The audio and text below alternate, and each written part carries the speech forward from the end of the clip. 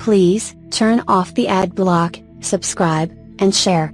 Links will be below for anyone wanting to support this channel. Hello everybody, my name is Craig Bennett and I'm the founder and owner of Tech Reviews and Help. And today, I am making a tip video for people who go into college. Things you need to keep in mind when you're going to go for college for the IT field, for a degree going towards IT field or any computer position field. So as far as this goes, many things in here you probably be able to take away and apply to any other degree, but this is primary for IT. So as far as things goes, and this is a commonly asked thing, what type of school you should go to, and so on and so on and so on. I'm trying to cover all that. So first things first, why are you going to a college at all? And this is going to sound very controversial, but if you take what I have to say and hold it up against the facts, literally take whatever I say, fight it with all you can with the facts. Take away your emotions, take away the morality, fight it with all the facts. Does it still stand? And the answer is going to be yes. You don't go to school to learn. In fact, what I would say is, if you don't go to school to network, you are a failure. And that's a simple fact. And I don't mean network make friends. I don't mean learn teachers. I mean learn companies, people in positions in companies that you might work for or work around. So for example, with mine, before I got into my current degree, I didn't know anyone in Cisco. I didn't know anyone in most of these networking places. Now I do. I know quite a few people in Cisco. I know quite a few people in some networking areas. Don't really necessarily like networking, but I went in there without any business connections in that aspect, getting a networking degree, and I'm coming out with quite a few connections where I can end up using them to potentially get a job. It doesn't guarantee, but it makes it a whole lot easier, especially if the network is close. So that's very, very important. If you go there to learn, the reason why I'm saying that's wrong is, if you go online and do proper research on anything, you can pretty much figure out how to do whatever it is, as long as you know what is a legit source between not legit, the telltale signs and some stuff. You can pretty much figure out anything that you want, including nuclear, how to run a nuclear power plant. Literally, you can literally learn how to run a nuclear power plant if you really wanted to, and you wanted to spend the time to do the research. So, in fact, I'll even go as far as the things that you learn online are more up to date, depending on your sources, and it teaches you more, because keep in mind, the classes only run for a specific amount of time. They have to get you in and out, and they might be asking people's questions, and humans teacher is flawed because they might forget to teach something. And if they're teaching off of experience alone and no one else's experience, then the fact of the matter is you're going to lose out a bunch of information. In fact, I'll go as far as, if that's what you're getting out of it, then you're pretty much going backwards. So go there to network and go there to make good grades. And that might sound controversial with what I just had to say, but I didn't say you can't cheat. And that's where the morality might kick in your head and say, no, don't do that. But think about it. And I mean really think about it. If you go to school, what you're really doing is learning the quiz. if you've been to school, and I don't care if it's high school or college, can you really tell me every single thing that you quote unquote learn? Can you really tell me on the fly all these things? Obviously, since I'm not in front of you, I don't know what type of background you have, but can you really tell me that? Probably not. And even if you're going for something like mechanics, field's changing across everything. It's changing. So you're going to need to learn how to look at the stuff, figure out if it's legit or not, which is a skill in cheating, and go from there. In fact, many teachers in IT will actually encourage this, not a flat-out cheat, but to learn how to look up things, and they don't care how you get the answer, as long as you get the answer, and as long as it's the right answer.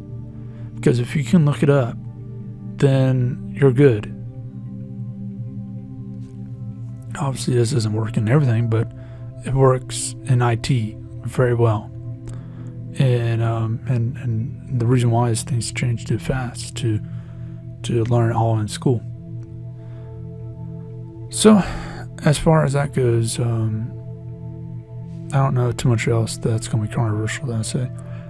But let's go into the next one. AS or BS. And for those of you who don't know, AS is Associate's Science, BS is Bachelor's Science. And I'll say go for AS, unless if you're 40 above. Go for an AS. If you're 40 above, go for a BS, but a straight BS. But if you're under 40, go for an AS. What that does is two things. One, it gives you an idea of if this is really what you want, because a lot of people actually, and this is real, they spend about $10,000 before they figure out what they really want to do as far as their career or degree, and they gotta spend their $10,000 just playing catch up. So with a AS, you could theoretically experience that, but the cost is going to get a lot less. On top of this, the overall cost going from nothing to the BS, nothing BS tends to be a lot more, where a AS to BS tends to be a lot less. And then to top that off, something that you really won't ever hear from anyone until now is if you go to both an AS and a BS, then that doubles your chances of building your network.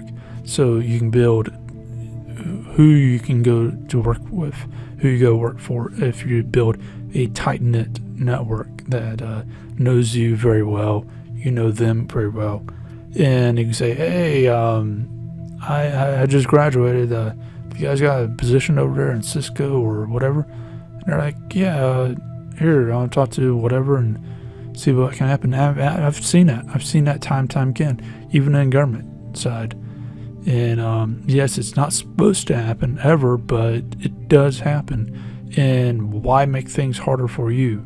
Because right now we're still in a recession, and jobs are getting harder to find. People are losing their houses still. Don't make it harder for you. So with that, go for an AS, then go for a BS. And this brings me to the next thing. Computer science or computer engineering. I'll say if you're going for software, anything like that, computer science, and computer engineering, keep in mind that's heavily math-based. And I don't think computer engineering is ABACS at all. It might be in some locations. You really got to make sure of that.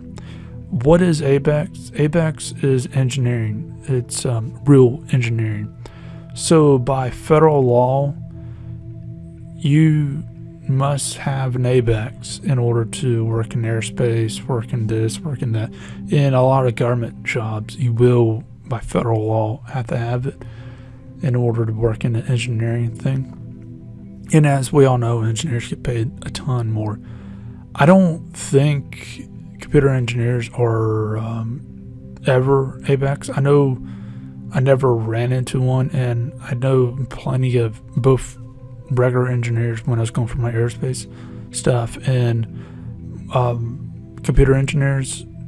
They aren't, or they at least every one of them said that they never met anyone with computer engineering that's ABEX. And in fact, I've found, I think it was like 5 years ago, where a lot of computer engineers in many of these places were actually getting ticked off because regular engineers were talking down and treating computer engineers down because they don't have an ABEX and they're not considered as quote unquote real engineers. And that's the thing. That's an important thing to realize is if you're going there to be a quote unquote engineer, then go for something else, and you can probably work in the computer field, because I can have a industrial engineer with ABEX and work in aerospace, vice versa, and that happens all the time. But I can't be a computer engineer without an ABEX working in these other places. Now, since I have some stuff, I can do whatever I want, but you obviously don't have that ability. So with that in mind, keep in mind that computer engineers aren't considered as real engineers. There's a lot of math that goes into it. It goes into the processors, how to bump a computer's power up a fractions % more. It's very heavily intense into the math and theoretical. Whereas computer science, this is where you're going to really see most companies require computer science, is as it's actual practical. It's software. It's everything else. And again, make sure it's a BS in computer science, because if it's not BS, you're really setting yourself back.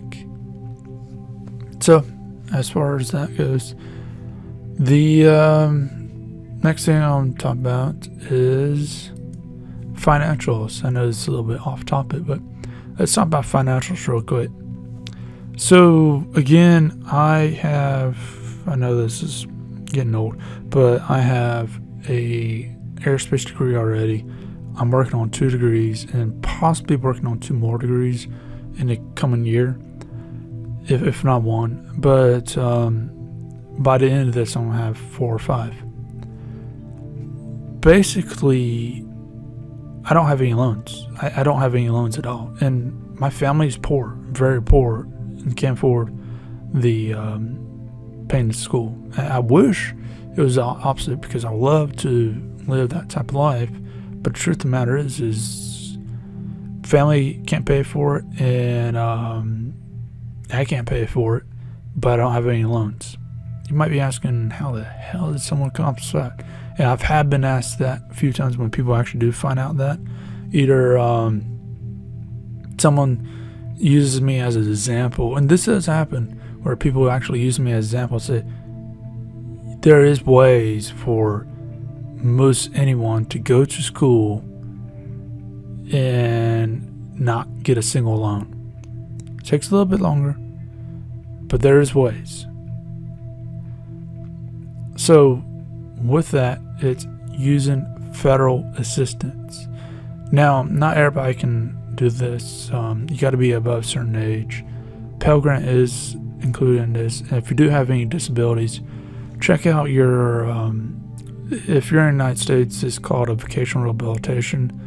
So if you got Asperger's or autism or anything like that, like myself, I got basically everything's on the Asperger's spectrum. But before then, I autism, Asperger's, and ADD. Everybody has ADD. I mean, just by even having ADD, you can have access to this. So and I think there's like dyslexia and some other stuff in my stuff. But that aside, basically, go to vocational rehabilitation. Each state has one, and if they find that you are worthwhile, as far as they have the money to help you, because each one has different funding. I think it's state fund, not federal fund. And if they feel that you're not going to be some washout, they can potentially pay for some of your stuff. So if you're going for a bachelor's, you can get a mixture between, if you can get Pell Grant and also the vocational rehabilitation stuff. And what would end up happening is you can easily pay for your school. Might have to take a little bit longer, but depending on the scenarios and depending on how much things are. And keep in mind, you can't go to private schools with this. You can't. You have to make above a certain grade for both things. There's also other federal help out there, but for everything you gotta maintain a certain grade, and some of it's down to like a C, so anyone can really do it. But for school, you really need to have a B or better, a low B even, or better for most schools to graduate. And there's a few things like you got to complete your stuff within a certain amount of time, and it's usually well within a given amount of time to do it. But you should be able to do it. Now, keep in mind, this probably won't pay for your dorm if you end up living in a dorm. So I would say if you're going to go to school, you're probably going to end up living home for a while, unless if you own your own place, then there's that. But if you live at home, then you probably are going to live there for a while until you graduate, because this ain't going to pay for your dorm. This ain't going to pay for much past than the gas to get there, and also the college, the books, the tuitions, and all the other stuff. Now, you may have stuff left over, but I advise going against doing that, saving all the money you can, because you're in this situation in the first place because you're hurting for money, and there's no shame in that. Hell, I'm real in that situation, and this is how I'm getting out of it. But you need to use these things as tools, which they are, to get yourself out. So yeah, I actually might make a separate video altogether on this, on how to not go into debt in college. But so anyways, that's pretty much about it. If you do have any questions or anything like that, feel free to let me know. And and as far as honor societies, I would say join them. Keep in mind the requirements. Some of them require you to actually do stuff. I don't. I'm in some honor societies, and I don't do crap, even if they ask. And if they bother me with it, I tell them go or shine, don't shine. Because the simple fact is I'm going to school full time. I don't have time for that crap. I ain't volunteering for nothing. So yeah. But anyways, keep that in mind, and feel free to ask me questions and stuff, and I'll have no problem helping you guys out. But if you like this video, go ahead and leave a like, subscribe, share. If you didn't like this, then go ahead and leave a dislike, but tell me why. If you want to help us grow, then go to our Patreon and donate there. Again, it's been Craig Bennett, founder of Tech V's Nope, and hope you have a great day.